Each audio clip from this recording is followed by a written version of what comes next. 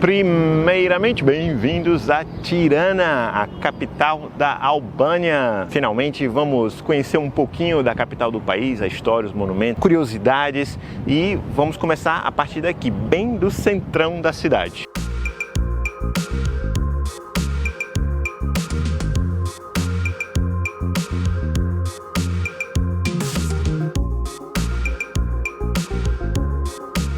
Se você assistiu os episódios anteriores, sabem que nós nos mudamos para a Albânia, temporariamente, claro, né? Vida nômade, a gente pode ficar um mês num país, um mês em outro. E esse é o país que a gente vai ficar pelas próximas semanas. E a Albânia é um dos países mais pobres da Europa. Chegou a ser entre o terceiro e o quinto país mais pobre do continente. Sendo que isso vem mudando um pouco. O país vem desenvolvendo rapidamente a sua economia, saiu de um sistema comunista nos anos 90 para um sistema capitalista e vem se aproximando muito mais do restante do continente europeu, e a realidade do país vem mudando bastante. Nós vamos começar esse vídeo fazendo um passeio, pois é, um city tour. Aqui também tem o Free Walking Tour, que eu já mostrei para vocês em outros países europeus que a gente passou. Então é uma forma muito legal de você ter uma introdução sobre a história da cidade e do país a partir de um passeio a pé com um guia local. E é isso que a gente vai fazer agora. O tour começou, já comecei a aprender algumas curiosidades e histórias interessantes da Albânia. Por exemplo, que o nome Albânia é um nome internacional do país. Aqui dentro o nome é totalmente diferente. Outra curiosidade, 55 a 60% das pessoas se declaram islâmicos ou é da religião muçulmana, porém 90% não pratica, não vai à mesquita. Porém aqui tem liberdade de religião. São 12 ou 14 religiões oficialmente reconhecidas pelo país e aqui eles vivem todos em paz. Algumas curiosidades interessantes, vamos ver o que a gente vai continuar no nosso tour agora. Depois de tanto tempo na Grécia, com aquela multidão de turistas, muito legal caminhar num país assim, numa capital com tão pouca gente. Porém, isso vai mudar. Tá vendo essa torre aqui em construção, aquela outra torre ali enorme em construção, mais edifícios aqui em construção. Segundo o guia, isso tudo vai ser hotel. Hotéis de luxo que estão chegando aqui, como o Intercontinental, o Hilton. Ou seja, essa calmaria aqui na capital do país talvez mude nos próximos anos. A Albânia vem ficando cada vez mais próxima da União Europeia, aplicou oficialmente para entrar para a União Europeia, talvez um dia consiga, e vem atraindo muitos investimentos de empresas, de hotéis, do restante do continente. Inclusive é possível até abrir uma conta em euro aqui no país. A moeda local é o lek, mas é possível abrir uma conta em euro num banco local já. Então, todos esses hotéis aqui com certeza vai atrair ainda mais investimentos, mais atrações, mais turistas, negócios. Então, talvez quando vocês venham daqui a alguns anos, a história esteja diferente e a cidade esteja muito mais cheia no verão agora.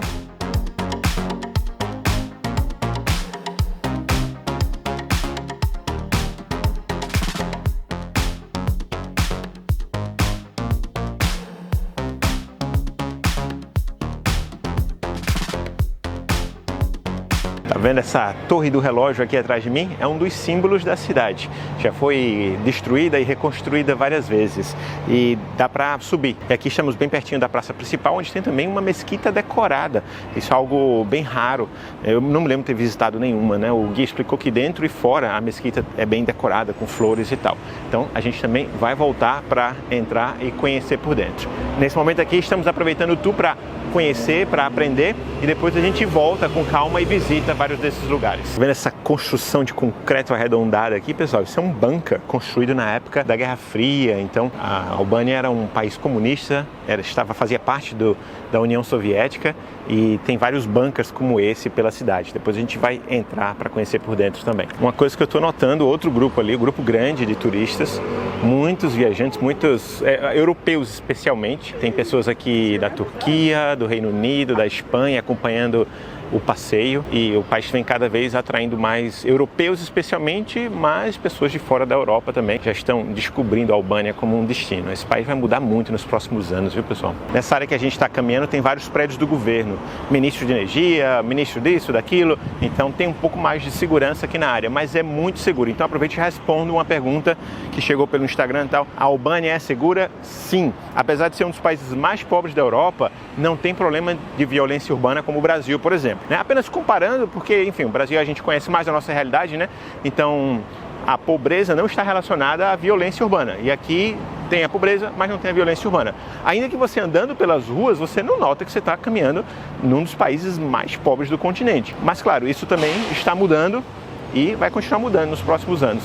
A Albânia, eu tenho a sensação que daqui a mais uns 5 ou 10 anos vai estar vivendo uma realidade bem diferente. Para vocês se situarem melhor, alguns milênios atrás, nessa região que hoje é a Albânia, viviam tribos, inclusive os Ilian, que era possivelmente o povo que deu origem ao povo atual da Albânia. Até que chegaram os romanos, depois os bizantinos, depois os otomanos, depois os soviéticos. Então, ainda que o país teve um período de independência depois dos otomanos, mas eles perderam o controle, né? Perderam o seu governo, digamos assim, com os soviéticos. E apenas em 1991, finalmente, o país se tornou livre novamente, independente. Então, na verdade, é um país bem jovem, se você parar para pensar no seu período de independência e de governo seu próprio, né? Olha que interessante, um castelo histórico aqui, olha as muralhas, mas parece que construíram uns bares dentro. O guia vai explicar agora. E do lado uma torre moderna, toda espelhosa, né? Então, isso com certeza bem recente, tendo um desenvolvimento muito rápido, vai deixar de ser um dos mais pobres da Europa muito em breve. Tirana é uma cidade relativamente jovem, ela começou a ser construída nos anos 1600 e virou capital do país nos anos 1900. Então não tem tanto monumento antigo histórico que sobrou, especialmente depois da época do comunismo. Aqui, por exemplo, tinha um castelo, tinha entrada ali, os portões, e aqui era possivelmente alguma torre e tal. Infelizmente, durante a época do comunismo foi destruído e hoje tem só propriedade privada ali dentro e alguns bares e tal. E um shopping center gigante na frente. Mas bem em frente, um parque bonito demais, olha só, muitas plantas aqui, estátuas, o pessoal cuidando do gramado ali. A bandeira da Albânia está por todo lugar esses dias, porque eles estão celebrando a aproximação com a Europa e a candidatura para a entrada na União Europeia. E um detalhe curioso nesse parque aqui, um bunker da época da Guerra Fria, da época do comunismo. E tem também um pedaço do Muro de Berlim. Eu vou explicar um pouco mais para vocês a era do comunismo aqui na Albânia, mas só para vocês entenderem, eles eram muito bons em construir bunkers, aparentemente, de aço e concreto. Pelo país inteiro tem milhares. Então, supostamente, os soldados albaneses se escondiam aí para proteger a cidade de uma invasão. E depois do fim do comunismo, já nos anos 90, Berlim mandou um token ao povo da Albânia, que foi um pedaço do Muro de Berlim, celebrando o fim daquela era bem complicada aqui na Europa. Uma curiosidade, aqui atrás de mim, KFC foi o primeiro aberto logo depois que o país se abriu para o comunismo, nos anos 90. Tem algumas dessas marcas famosas que já chegaram por aqui, como o Burger King também chegou, mas não tem Starbucks nem McDonald's. E o KFC foi aberto justamente em frente ao casarão, à mansão do líder comunista. Então, teve um líder comunista que ficou no poder por 40 anos, depois ele saiu, ficou por mais 5, 6 anos, foi esse que foi o último, né? Já nos anos 90, e era aqui que eles moravam.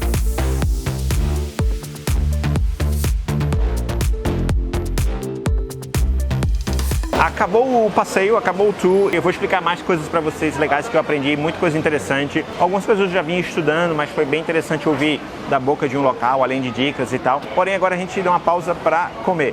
E a gente encontrou um local aqui do nada, na esquina aqui, bem, parece um local assim, bem para os locais mesmo, nada de chique nem de arrumadinho não, o povão daqui do centro da cidade está aqui. Preços médios, como vocês podem ver aí, ó, um prato, né, 450 leks, o que dá aí uns 4 euros.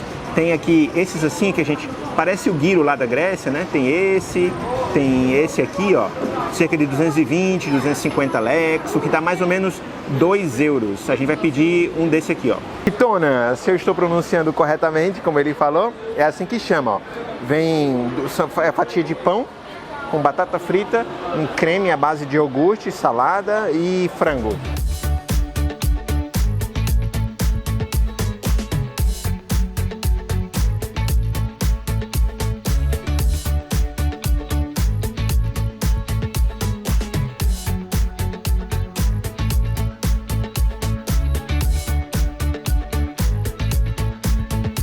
Essa foi a nossa primeira tarde em Tirana. Se vocês gostaram até aqui, já deixa a sua curtida.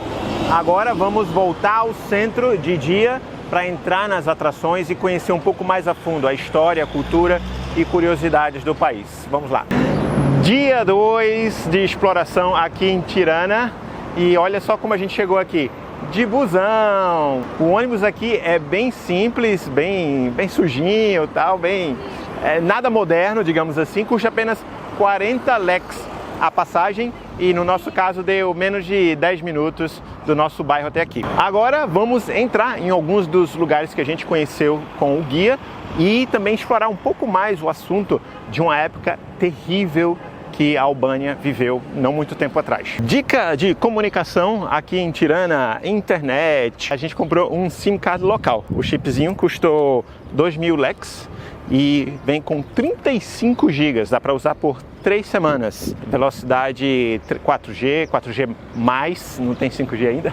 E parece que funciona também nos países vizinhos, o que é ótimo. A gente comprou dessa empresa aqui, chamada One. A gente no aeroporto viu também Vodafone e outras empresas, mas essa era tudo a mesma coisa, tudo o mesmo preço. E é bom que funciona nos países vizinhos, porque depois daqui da Albânia a gente vai visitar os países vizinhos. Então, se vocês não querem perder essas aventuras pelo leste europeu, já se inscreve aqui no canal e ativa as notificações. Estamos de volta exatamente onde passamos com o tour no outro dia. Está aqui a mesquita, que a gente quer entrar também. E vamos começar com a Torre do Relógio, porque ela é que fecha um pouco mais cedo. A gente saiu, pessoal, depois das 4h30 da tarde já, porque está fazendo muito calor aqui no pico do verão. Nessa época de julho, agosto, setembro faz muito calor, está fazendo mais de 40 graus. Então a gente deixa para sair um pouquinho mais para o final do dia. E a torre ela fecha às 6, então vamos ver se a gente consegue entrar ainda hoje. Olha, legal que eles colocam as informações na língua local e inglês, então fica fácil aí dos turistas se virarem. O problema é que a porta está trancada. Não sei como é que faz para visitar aqui. Depois de checar por aqui, inspecionar toda a volta, realmente a única entrada é essa e está fechada bem antes do horário, não entendi porquê. O horário online vai até às 6, então se vocês vierem, me diga como que é a vista lá de cima, me diga que horas que realmente funciona, porque não tem ninguém aqui, ainda que a gente esteja dentro do horário, né? Enfim, acontece. Mas vamos então conhecer a mesquita, que é uma mesquita decorada, né? Como eu estava falando para vocês, olha que interessante. Por que eu falo que isso é interessante? É muito raro. Geralmente, mesquitas não tem nenhuma decoração, né? Não tem nenhuma imagem, nenhuma decoração. Mas essa aqui, ela tem umas pinturas ali na lateral, umas pinturas de folhas muito bonitas. E parece que dá para conhecer dentro. O detalhe é que eles estão construindo uma outra mesquita aqui, uma mesquita gigante aqui, a maior do país, tal. Já estão construindo há vários anos, teve alguns atrasos na obra e não está aberta ainda, tá? Então essa parece ser a mesquita mais interessante para visitar. Lembrando que cerca de 55% da população se considera muçulmana, ainda que muitos deles não são praticantes, né? Então para eles isso aqui é muito importante. Vamos voltar até mais ou menos os anos 1600, 1700 aqui nesse centro da cidade. Era muito mais bagunçado, muito mais louco e tinha um bazar típico das cidades árabes, né? E foi nessa pegada, por volta de 1790, quando começou a construção dessa mesquita principal aqui da cidade. A construção só terminou nos anos 1820 e tem algumas peculiaridades dessa mesquita. Primeiro, a arte que eu estava mencionando para vocês, ela é muito rara na cultura árabe, na cultura muçulmana, esse tipo de arte com cachoeiras e pontes. Outro detalhe interessante foi a resistência dos islâmicos na época do comunismo aqui. Então eu vou explicar já para vocês um pouco essa época difícil que eles viveram, quando o comunismo controlou o país e as religiões foram banidas, inclusive a mesquita teve que ser fechada, não podia mais praticar a sua religião naquela época aqui. Então, em 1991, quando o sistema comunista já estava fraco, já estava prestes a ruir, as pessoas desafiaram em forma de protesto as autoridades e entraram na mesquita. Ou 10.000 pessoas, não só dentro da mesquita, como aqui na volta. A mesquita, como vocês podem ver, é pequenininha, mas 10.000 pessoas vieram rezar aqui, vieram praticar o islamismo em uma forma de protesto pacífico contra o sistema comunista. E as autoridades não fizeram nada, os policiais não fizeram nada. E assim a mesquita foi oficialmente aberta em 1991. Detalhe para visitar, ó, a Ellie estava assim, com os braços de fora mesmo, só com calça, e eu tô com short e camiseta, e eles deixaram entrar. Isso, a gente só teve que tirar o tênis na entrada. Indo aqui da mesquita, pessoal, tem um museu muito importante, o Museu Nacional de História. Aquele lá, tem alguns monumentos muito importantes que cobrem desde a pré-história da Albânia até a era comunismo e pós-comunismo. Porém, tem outros museus interessantes aqui também. E o que a gente decidiu visitar é um museu de um formato que eu nunca fui em lugar nenhum, que eu estou muito curioso. É um museu que é para baixo, no subsolo. Vou explicar para vocês quando chegar lá.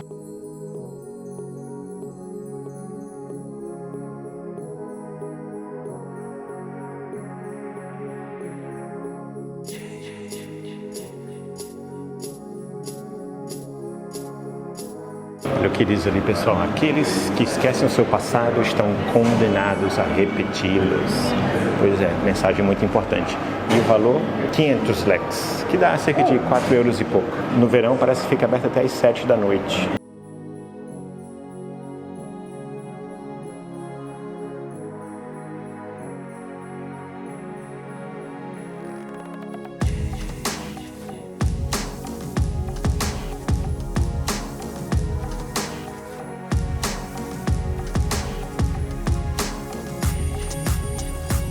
Onde nós estamos, pessoal, era antes uma base das forças de segurança, da força policial daquele Tirana.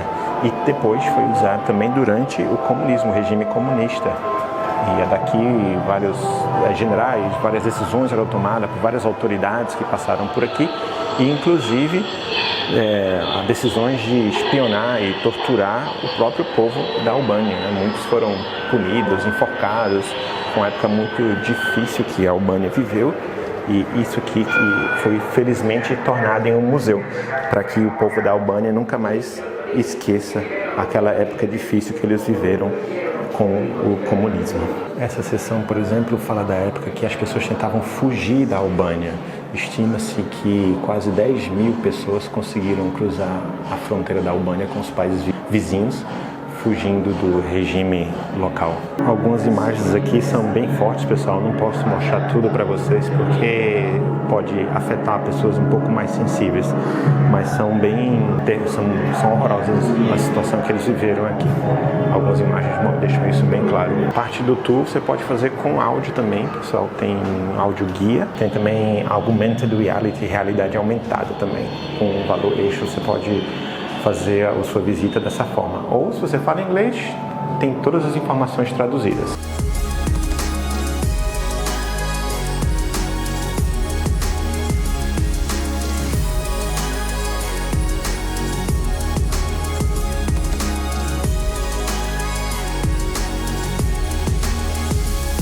Olha só como eles espionavam nas pessoas, pessoal. Aqui é um apartamento normal, né? Porém, o vizinho, que você nem imagina, é um espião, com câmeras, microfones, olha só, perfuram aqui a parede para ouvir o que você estava falando.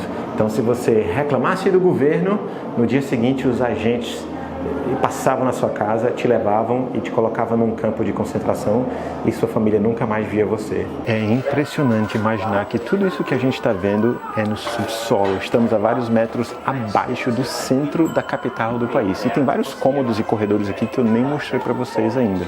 Tinha até cinema aqui, pessoal. Não um cinema, na verdade, né? Mas uma sala aqui, ó, com uma tela gigante, onde eles provavelmente assistiam vídeos de propaganda militar, propaganda comunista. Aqui também tinha ambientes de descontaminação em caso de um ataque com arma nuclear, radiação. Olha só. Aí você passava por aqui para ser purificado. Voltando para a Segunda Guerra Mundial, pessoal, quando a Albânia estava tentando se recuperar depois de ter sido invadida e ter sofrido bastante durante a guerra. Nessa época o país estava muito frágil, a democracia do país estava muito frágil, porque antes da guerra o país já tinha sido invadido pela Itália, o país já tinha perdido o seu rei, então eles estavam num momento muito frágil. E foi assim que, anos depois, o comunismo foi instaurado. Aqui foi parte da União Soviética, como vários países do leste europeu. E quando a gente viaja por aí, muitos países dizem que eles tiveram o pior período na era do comunismo e cada um teve o seu pior período. Mas aqui na Albânia, eu arrisco dizer que foi um dos piores, se não o pior. Isso porque o regime local, eles eram muito comunistas, ao ponto de reclamar que os países vizinhos não eram comunistas o suficiente. Eles brigaram até mesmo com a Rússia. Você pode imaginar isso? Dizer que a Rússia não era comunista o suficiente. Depois fizeram amizade com a China, mas brigaram com a China também. Então a Albânia ficou totalmente isolada do mundo por vários anos. E nessa época as pessoas eram espionadas, elas desapareciam em campos de concentração. Bastava você falar mal do governo que o seu vizinho te dedurava e no dia seguinte você era levado e sua família nunca mais ouvia falar sobre você. Ou a sua família era levada junto também. E aí embaixo a gente viu casos de pessoas que foram torturadas. Teve o caso de uma menina entre 18 e 20 anos que foi torturada por anos e ela era inocente, não sabia de nada e eles mesmo assim continuaram torturando até que ela perdeu a sua habilidade mental, ela ficou louca depois de anos de tortura, passar fome, já estava sem os dentes, já não tinha mais noção do que estava acontecendo, até que ela pulou de uma janela e se matou. Então tem histórias terríveis, tem fotos e algumas imagens, alguns vídeos que eu prefiro não mostrar aqui para vocês, porque foi uma época muito difícil que eles viveram aqui, de espionagem, de tortura e de falta de liberdade. Muito parecido com o que a gente viveu no Brasil entre os anos 60 e 70 também, né? Sendo que no nosso caso, claro, não foram os comunistas, né? Foram os militares. Então algumas pessoas às vezes falam nos vídeos aqui, quando eu passo por algum país comunista ou algum país que vive uma ditadura militar, mas isso é melhor que isso. Gente, ditadura é ditadura. Se é militar, se é comunista, não importa. É terrível para uma nação, é terrível para o seu povo. Você não ter liberdade de dizer, eu não apoio esse presidente, e amanhã você está num campo de concentração. Então, não importa a sua visão política atual, eu estou falando do passado, de coisas que aconteceram, tanto países que sofreram com ditaduras militares ou ditaduras comunistas. Ditadura é ditadura, e a Albânia foi um dos países que mais sofreram com isso. Até que já aí pelos anos 80 mudou a liderança do Partido Comunista local, e eles começaram a perder força, até que as pessoas começaram a reclamar, começaram a entender um pouco mais que elas tinham voz, que elas tinham poder. Quem lembra daquela frase dos quadrinhos de V de Vingança? Não é o povo que deve temer o governo, é o governo que deve temer o povo. E o povo da Albânia finalmente acordou, até que nos anos 90 eles se livraram do comunismo, o regime caiu, e eles desde então vêm tentando construir uma democracia, ainda engatinhando nesse sentido.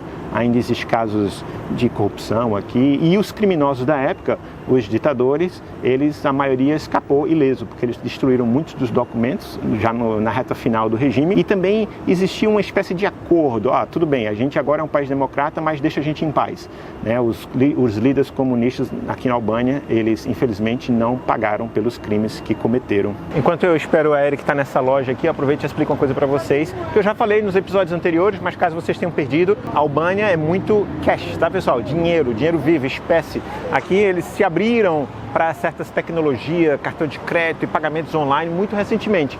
Então, em muitos lugares, eles não aceitam cartão ou não aceitam se o pagamento for muito baixo.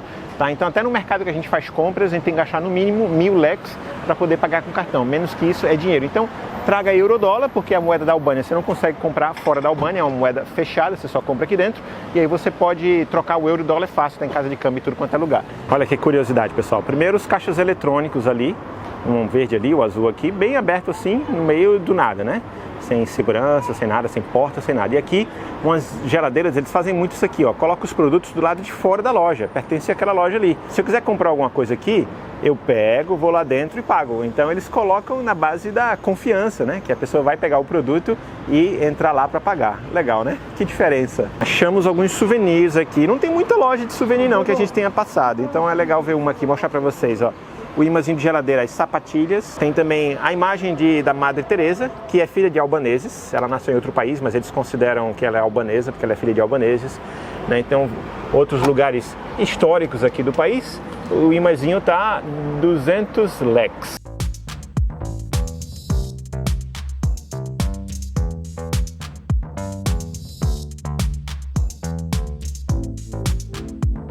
Ainda aqui no centrão, estamos passando por uma área bem movimentada, com muitos restaurantes e bares. A gente está procurando algum lugar para comer por aqui, mas percebemos que a maioria é mais tipo happy hour, assim, a galera vai para beber mesmo, e não tem muita opção assim de refeição. Ó, hora da reza. Mas você vê que a maioria deles nem param, né? Continuam comendo, bebendo, como se nada estivesse acontecendo. Mas é o horário da reza. E tem uma mesquita bem aqui atrás da gente. E encontramos também o mercado local, olha, mercado de frutas e vegetais. Já está quase tudo fechado. Olha, ele está tirando as fotos daqui, ó. Lembrando que fotos, vídeos, stories, dicas adicionais vão estar no Instagram, hein, pessoal? Segue lá também. Para continuar nossa missão aqui de encontrar um local para comer. Fazer o pedido aqui, às vezes dá um pouquinho de trabalho, tá, pessoal? Mas, felizmente, a maioria dos menus estão em inglês também. Então, conseguimos entender aqui, conseguimos pedir. Por exemplo, a gente percebeu que é muito comum aqui carne de cordeiro, que nós não somos fãs, na verdade. Mas nesse local aqui tem salada, tem outra coisa que é comum aqui, que é almôndega, meatballs. Enfim, 80 leques, vem 2 almôndegas, eu quero ver como é que é. Enfim, Fiz um pedido aqui, vamos ver como é que nos saímos. Enquanto eu espero a comida, só falar para vocês que nós temos um itinerário bem bacana pelo resto do país. A gente daqui da capital, Tirana, vamos visitar outras cidades no interior, na costa, cidade medieval e depois seguir pelos países vizinhos. Então não percam os próximos episódios. Se gostaram desse até aqui, já deixa a sua curtida. E vamos ver, acho que a nossa comida tá vindo. Eu trouxe aqui um pão, ó, chegou aqui a carne, a salada e veio também o olive oil.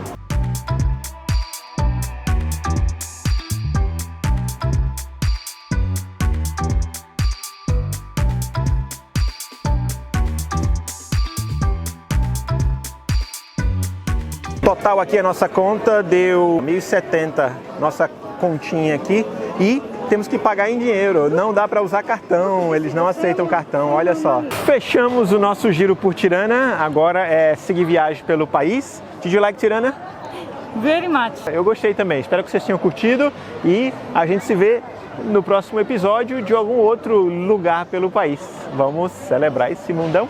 Tchau! Tchau.